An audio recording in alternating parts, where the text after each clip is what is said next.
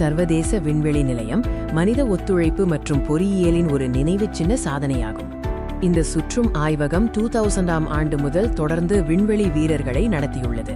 இது அறிவியல் கண்டுபிடிப்பு, தொழில்நுட்ப முன்னேற்றம் மற்றும் சர்வதேச கூட்டாண்மைக்கான ஒரு தனித்துவமான தளமாக செயல்படுகிறது. ISS இன் தோற்றம் 1980களின் பிற்பகுதியில் இருந்து வருகிறது. ISS இன் கட்டுமானம் சுற்றுப்பாதை ஒன்று கூடுதலின் முன்னோடியில்லாத சாதனையாகும். ரஷ்யாவில் கட்டப்பட்ட ஜாரியா தொகுதி நவம்பர் 20, 1998 அன்று ஏவப்பட்டது. விஞ்ஞான ஆராய்ச்சி மற்றும் தொழில்நுட்ப மேம்பாடு உள்ளிட்ட பல களங்களில் ISS மகத்தான முக்கியத்துவம் வாய்ந்தது. இது உயிரியல், இயற்பியல், வானியல், வானிலை ஆய்வு மற்றும் மனித உடலியல் ஆகியவற்றில் சோதனைகளுக்கு ஒரு ஒப்பிட முடியாத நுண்ணீர்ப்பு சூழலை வழங்குகிறது. இந்த நிலையம் எதிர்கால விண்வெளி ஆய்வுக்கான அத்தியாவசிய புதிய தொழில்நுட்பங்களுக்கான ஒரு சோதனைக் களமாக செயல்படுகிறது. ISS-இல் நடத்தப்படும் ஆராய்ச்சி நம்ப முடியாத அளவிற்கு மாறுபட்டது. இது பூமி மற்றும் விண்வெளியில் உள்ள சவால்கள் மற்றும் வாய்ப்புகளை எதிர்கொள்கிறது. விண்வெளியில் எலும்பு அடர்த்தி இழப்பு, தசை சிதைவு, இருதய மாற்றங்கள் மற்றும் விண்வெளி பயணத்தின் உளவியல் தாக்கங்கள் பற்றிய ஆய்வுகள் செவ்வாய் மற்றும் அதற்கு அப்பால் நீண்டகால பயணங்களை திட்டமிடுவதற்கு முக்கியமானவை. பூமியில் மற்றும் விண்வெளியில் ஏற்படும் காலநிலை மாற்றங்கள், இயற்கை பேரழிவுகள் மற்றும் சுற்றுச்சூழல் மாற்றங்களை கண்காணிப்பதில் விண்வெளி வீரர்கள் பூமியின் அற்புதமான படங்களை எடுக்கின்றனர். ISS இன் உள்ளே தொகுதிகள் அழுத்தப்பட்ட பாதைகள் மூலம் இணைக்கப்பட்டு ஒரு சிக்கலான ஆனால் செயல்பாட்டு வாழ்க்கை மற்றும் வேலை சூழலை உருவாக்குகின்றன. இது உபகரண ரேக்குகள், கேபிள்கள் மற்றும் தனிப்பட்ட பொருட்களின் ஒரு சிக்கலான அமைப்பாகும். சர்வதேச விண்வெளி நிலையம் சுமார் 400 கிலோமீட்டர் 250 மைல் சராசரி உயரத்தில் பூமியை சுற்றி வருகிறது.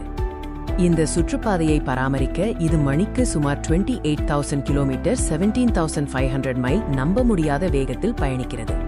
வரலாற்று ரீதியாக அமெரிக்க விண்வெளி விண்கலம் ISS இன் அசெம்பிளி மற்றும் மறுசீரமைப்பில் முக்கிய பங்கு வகித்தது. விண்வெளி விண்கல திட்டத்தின் ஓய்வுக்கு பிறகு மற்ற விண்கலங்கள் இந்த முக்கிய பங்கை ஏற்றுக்கொண்டன. ISS-இல் உள்ள வாழ்க்கையின் மிக வசீகரமான அம்சங்களில் ஒன்று பூமியின் இணையற்ற காட்சியாகும். விண்வெளி வீரர்கள் தொடர்ந்து அற்புதமான புகைப்படங்களையும் வீடியோக்களையும் பகிர்ந்து கொள்கிறார்கள். இது நமது கிரகத்தின் அழகையும் அதன் பலவீனத்தையும் வெளிப்படுத்துகிறது.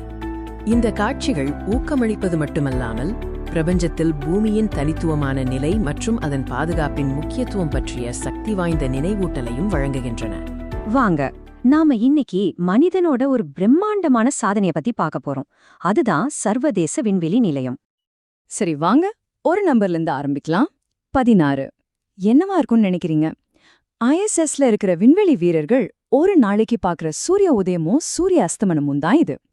யோசிச்சு பாருங்க, ஒரு நாளைக்கு 16 தடவை சூரியன் உதிக்கிறத பார்க்கறது எவ்வளோ ஆச்சரியமா இருக்கும். அடுத்து இந்த நம்பர் மணிக்கு 17,500 மைல், அதாவது கிட்டத்தட்ட 28,000 கிலோமீட்டர் வேகம். இந்த ராக்கெட் வேகத்துல தான் சர்வதேச விண்வெளி நிலையம் நம்ம பூமியை வெறும் 90 நிமிஷத்துல ஒரு சுத்தி வருது. நம்பவே முடியல இல்லையா? ஆமாங்க, பூமிக்கு மேல 280 மைல் உயரத்துல நம்மளோட ஒரு நிரந்தர வீடு மாதிரி இது. இது வெறும் ஒரு நிலையம் மட்டும் இல்ல, தொடர்ந்து மனுஷங்க வாழ்ந்துட்டு வர ஒரு மிதக்கும் லேப். அது மட்டும் இல்லாம பல நாடுகள் சேர்ந்து உருவாக்குன ஒரு பிரம்மாண்டமான சாதனை இது. ஆனா ஒரு நிமிஷம் யோசிங்க, விண்வெளியில அதுவும் பூமிக்கு மேல மிதந்துட்டு இருக்கிற ஒரு நகரத்தை எப்படி கட்ட முடியும்? இது நிச்சயம் ஒரு பெரிய சவால் தான். சரி வாங்க, இதை எப்படி சாத்தியமாக்குனாங்கன்னு கொஞ்சம் விரிவா பார்க்கலாம். இங்கதான் ஒரு சுவாரஸ்யமான விஷயம் இருக்கு. இந்த ஸ்டேஷனை ஒரு நாடு மட்டும் கட்டல. ஒரு காலத்துல ஒண்ணுக்கொன்னு போட்டியா இருந்த அமெரிக்கா, ரஷ்யா மாதிரியான நாடுகள் எல்லாம் ஐரோப்பா, ஜப்பான், கனடா கூட கைகோர்த்து செஞ்ச ஒரு பிரம்மாண்டமான ப்ராஜெக்ட் இது. சொல்லப்போனா சரித்திரத்திலேயே சர்வதேச ஒத்துழைப்புக்கு இது ஒரு மிகச்சிறந்த உதாரணம். இதோட கதை 1998ல தொடங்குது.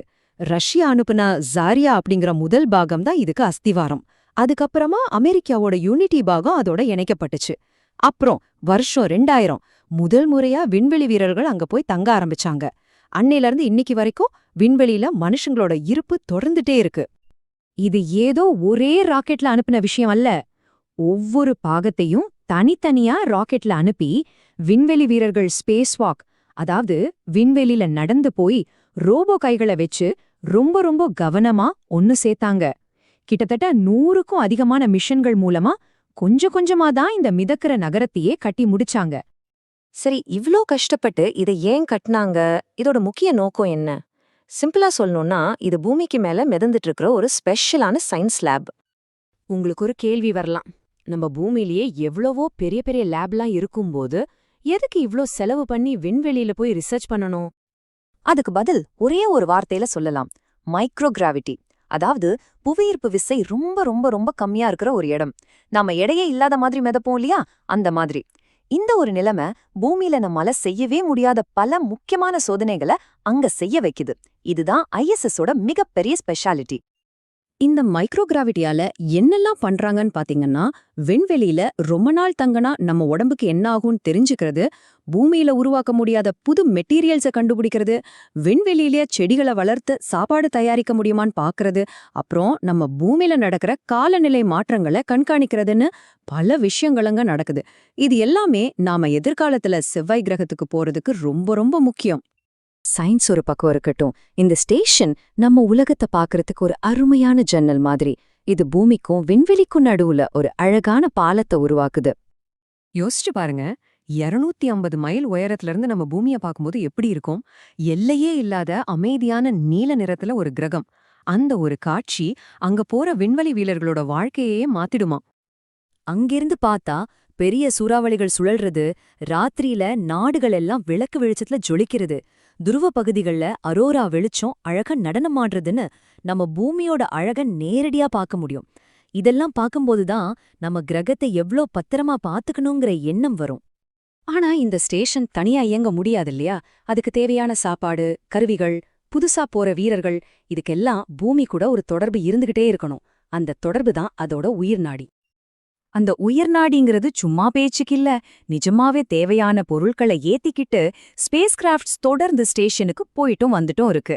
சொல்லப்போனா ஐஎஸ்எஸ்ங்கிறது விண்வெளியில இருக்கிற ஒரு ரொம்ப பிஸியான துறைமுகம் மாதிரி. ரஷ்யாவோட சோயுஸ்ல இருந்து ஸ்பேஸ் எக்ஸோட டிராகன் வரைக்கும் பல நாடுகளோட மற்றும் தனியார் கம்பெனிகளோட விண்கலங்கள் தான் இந்த ஸ்டேஷனுக்கு தேவையான எல்லாத்தையும் கொண்டு சேர்க்கிற நட்சத்திரங்களுக்கான டாக்ஸி மாதிரி வேலை செய்யுது. ஆஹா, சர்வதேச விண்வெளி நிலையம்ங்கிறது வெறும் இப்ப நடக்கிற ஒரு ப்ராஜெக்ட் மட்டும் இல்ல. அது நம்ம மனித இனத்தோட விண்வெளி பயணத்துல எதிர்காலத்துக்கான ஒரு கலங்கரை விளக்கம். இதோட முக்கியத்துவத்தை நம்ம 3 விஷயமா சுருக்கமா சொல்லலாம். 1, இது ஒரு ஈடு இணையற்ற அறிவியல் தளம்.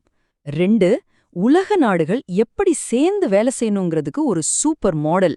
3, அடுத்த தலைமுறைக்கு ஒரு மிகப்பெரிய இன்ஸ்பிரேஷன். பாத்தீங்களா, நாடுகள் எல்லாம் ஒன்னா சேர்ந்தா என்னெல்லாம் சாதிக்க முடியும்னு ஐஎஸ்எஸ் நிரூபிச்சிருக்கு.